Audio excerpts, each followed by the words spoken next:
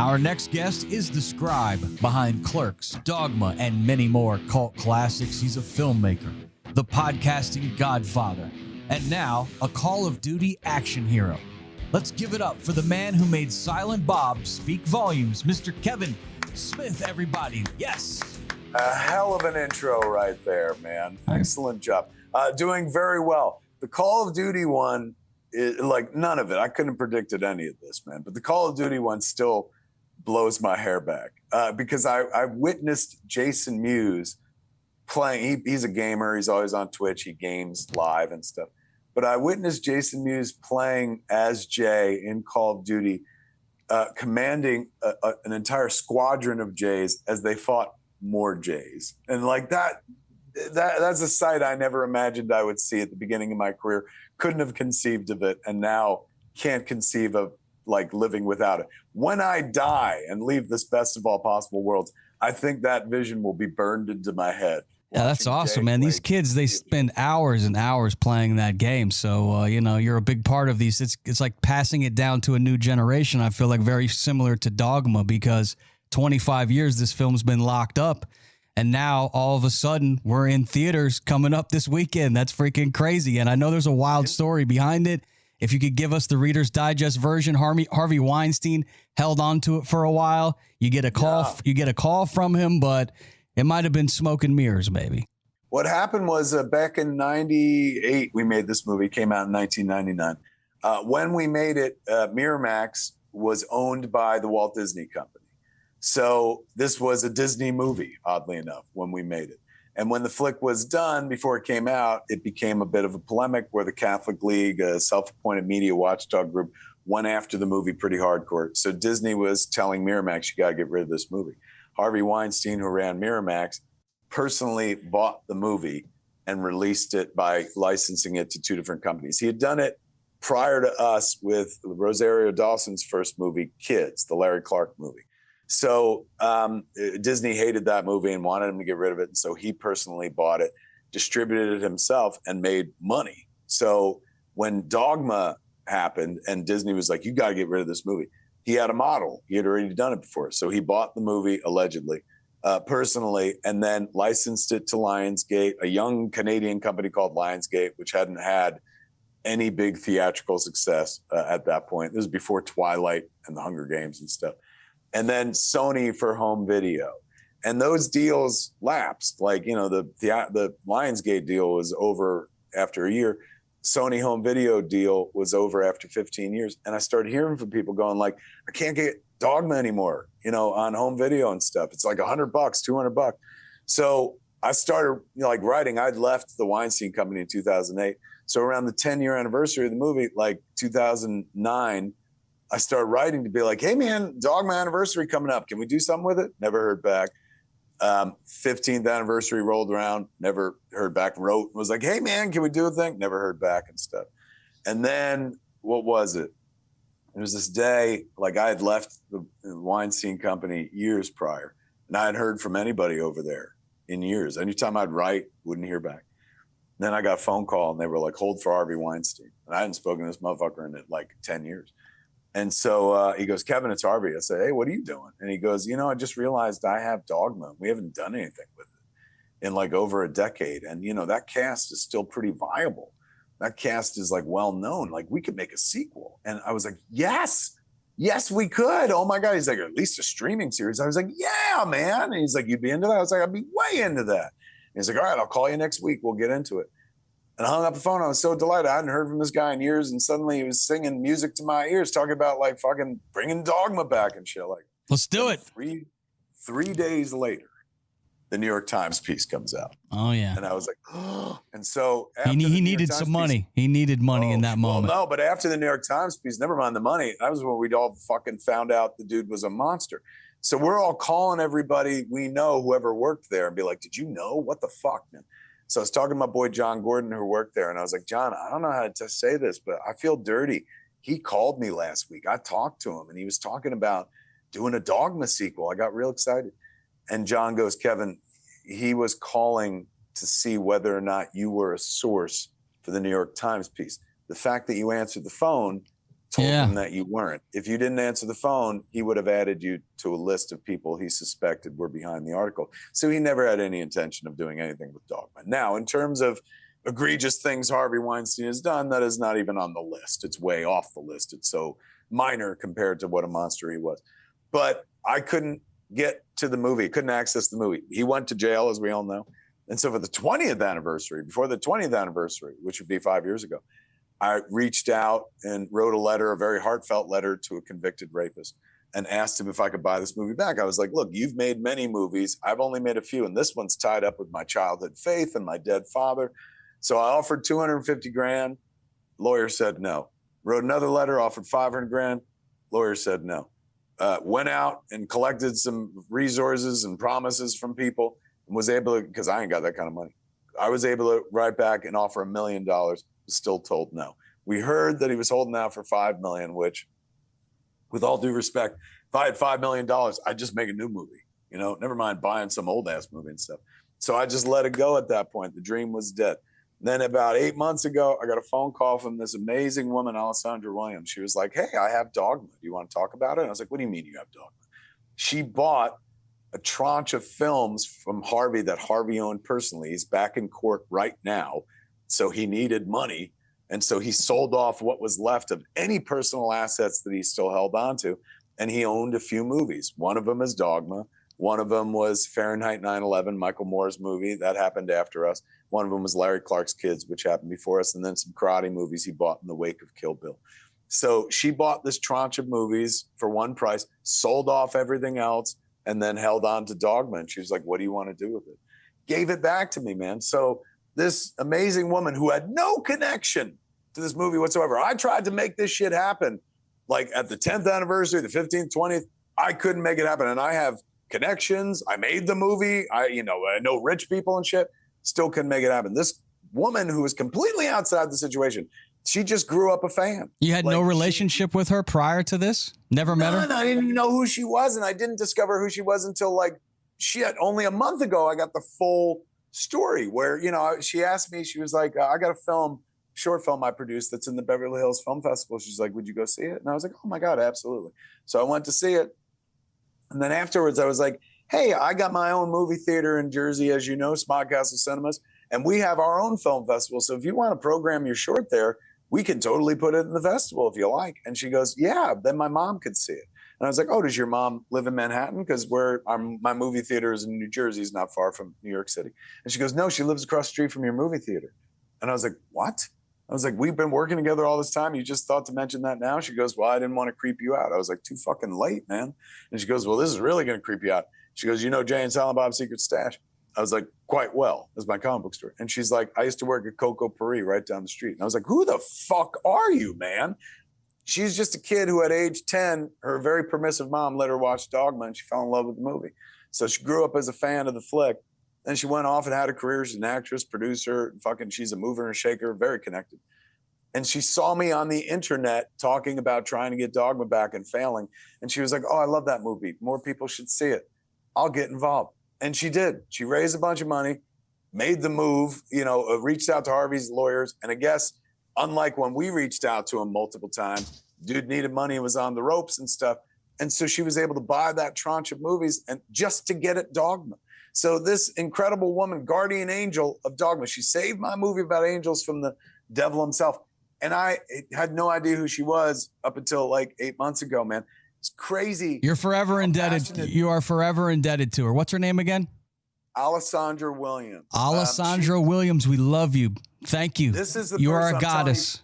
Kids, if you're a would-be filmmaker and you're like, hey, man, you would do worse than to get to know Alessandra. One of the most powerful manifestors I've ever met in my entire life, man. And it just goes to show you, man, that like, you never know where help's going to come from. Came completely from outside the situation, from a fan, somebody who was just like, oh, I want people to see that. This whole situation has me, Kevin, thinking about a couple of things. One, all those DVDs that I have stacked up in my storage closet, maybe I need to hold on to those things, because if somebody takes a movie and they decide they don't want nobody to see it, and you just start thinking these DVDs are worth nothing, imagine you had the Dogma DVD right now.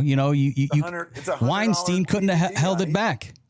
That's amazing. $100 DVD on eBay, that Dogma DVD. Physical media, I'm a huge believer in. And not just because, hey, man, what if the stream goes down? You know, I live in a world where people who like my stuff want to walk away with a souvenir. They want to own a signed DVD to put in their collection, man, to keep it complete and stuff like that. And physical media, like, got Clerks 3 made. We made Jane, Silent Bob reboot, and Lionsgate put it out on home video. And then afterwards, they were like, we sold so many Blu-rays and DVDs of that movie. Like, do you have any other Jane, Silent Bob bullshit you want to make? I was like, fuck yeah. That's the only reason Clerks 3 got made, is because we were able to sell a lot of Blu-rays and stuff. So I'm still a big believer in physical media, man. Hold on to your DVDs and your Blu-rays, kids. What's the support been like from Ben and Chris Rock and Matt? As you're getting ready for this big theatrical release coming up this weekend of Dogma, have they gotten involved? Are they getting behind it for you? No, but not Seriously? in a way where they're not, yeah, but not in a way. But that sounds bad. It's not like they're against it. But Ben is like in the throes of finishing Accountant 2 press. Yeah, so I understand. You know, we were like, "Hey, man, can you do press?" And they're like, "How about a retweet? Can we get a retweet or something like that? Will they do that?" Exactly. They were. I was just delighted by the notion that old Ben Affleck in Accountant 2 and young Ben Affleck in Dogma are going to be battling at the box office this weekend. Yeah, like, well, that's magical for me. I hope Dogma takes his ass out this coming up this weekend. Yes. Make sure you imagine young Ben defeats old Ben. That would be great. And if you want to go see it, go get your tickets. It's at AMC theaters around the country starting on that's June the 5th. And now it's in 4K as well. And you can get your tickets at dogmamovie.com. I know you've been very open, Kevin, about your heart attack you had in 2018. I like to do a little puffity puff of the smoke too. I'm slightly younger than you, but not by much. And so I always worry about the smoking weed. But then I was happy to read that I heard that you have not stopped smoking weed and that the weed actually helped you. This is what I read. Is this true? When I had my heart attack, and this is going back 7.5 years ago, my doctor, when I saw my doctor, like 2 days after I was out of the woods and stuff, not my cardiologist, but my GP, I was telling my doctor the story, and I was like, should I stop smoking weed? And my doctor was like, honestly, Kevin, that weed probably saved your life. And I was like, what are you talking about? It's like, when somebody is given the news that they're having a massive heart attack, you know what happens? It's like, it compounds, because that's scary news to receive. So instantly your heart rate goes up more. You were so blazed, they told you were having a heart attack, and you're like, okay, like you took it all in stride. So she's like, smoking weed probably saved your life. I was like, oh my God, I'm going to put that on a t-shirt. I think it saved mine as well, I believe. So there you go. It's much better than doing hard shit. Yes. And it's like anything else, in moderation, it's absolutely helpful. There's a way to go too far. 2.5 years ago, I was in a mental hospital. Like, I lost my marbles. A place called Sierra Tucson helped me find it. And so when I was in there for a month, like, they don't let you smoke weed in places like that, obviously. So when I got out of the joint, I was like, oh shit, I haven't smoked for a month. Let me see how long I can keep that going. So I've kept it going for a minute, and not because I was like, I was ruined by weed. I loved smoking weed, but it just became this kind of like, well, I smoked weed for 15 years straight. Let me see how long I could go without smoking. But I'll tell you, 2025 is really fucking trying me. Yeah, it's legal now in so many places. How about a gummy? How about a gummy or something like that? You know what I'm saying? Like, truly. And my wife keeps telling me, she's like, this is a self-imposed like ban. Like, nobody ever told you to stop smoking weed. Nobody was complaining and stuff. I was like, I know. I just want to see if I could keep it going. Sometimes it's important to master yourself rather than yourself master you. Well, take care of yourself, Kevin, because you got a lot of huge fans out there that love your work, and they want you to take care of yourself so we can get more movies like Dogma and Clerks and Chasing Amy. I do have a lot of fan questions. We're calling this the lightning round. So I'm going to ask you a question. You give me a quick answer. First movie you ever saw in theaters? The one that I remember seeing technically would be the Gumball Rally, but I always refer to Jaws. Jaws I saw in a drive-in, not a movie theater, so it's questionable. But all right, it's either Gumball Rally or Jaws. Favorite film that you didn't direct? Avengers Endgame. What is on Silent Bob's playlist, you think, right now in 2025? What is he listening to? There's a song, Billy Joel's Scenes from an Italian Restaurant. One of the longest songs ever recorded. Beautiful song, though. And by the way, prayers up to Billy Joel. I just talked to Christy Brinkley the other day, the Uptown Girl. And Billy's not doing too well right now. Yeah, he's got the hard to pronounce condition, which now we're all learning about, water in the brain, so to speak. Yeah, sad stuff. Again, Billy, you got to take. Hopefully, he's taking care of himself. You ever cried while editing one of your own films? You're in the midst of editing, and what's the moment when you really just let it come down? 100%, and I can tell you when it was. I was cutting Clerks 2. And in Clerks 2, there's a scene where, the boys are in jail and they're kind of having a fight, Dante and Randall. And Dante says to Randall, like, what would you do tell me what you would do if you were me? Like, what would, and Randall screams in his face. He's like, I'd buy the Quick Stop and reopen it myself. And I was cutting that. It was 2 a.m. and I was sitting in the editing room by myself. And I was just so profoundly moved. It's so stupid because, like, they're not real characters. And I wrote the script, so I knew everything was going. But watching, like, Jeff's performance, Brian's performances were just so wonderful in that sequence that, like, I was incredibly moved. I was literally happy for these fictional characters. I was like, oh, my God, they figured it out. Because Dante and Randall were my bridge to all my dreams coming true. And I left them in a convenience store. You know what I'm saying? Like, I went on a rocket ship to pop culture and they stayed at the convenience store. So I felt like the best thing I could do for Dante and Randall is give them the freedom of running their own lives that they had given to me. So that moment when they realized that the thing that they always thought they hated was the thing that was the best time in their lives. And they're like, let's get back to that.